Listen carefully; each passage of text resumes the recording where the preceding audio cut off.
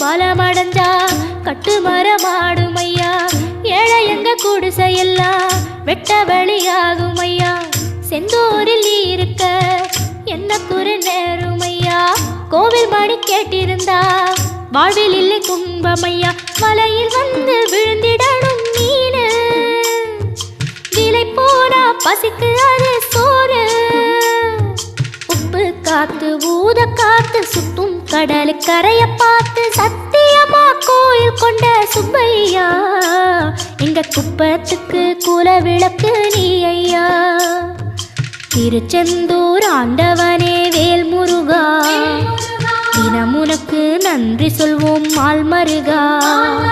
திருவடியில் தவம் இருப்போம் திருமுருகா.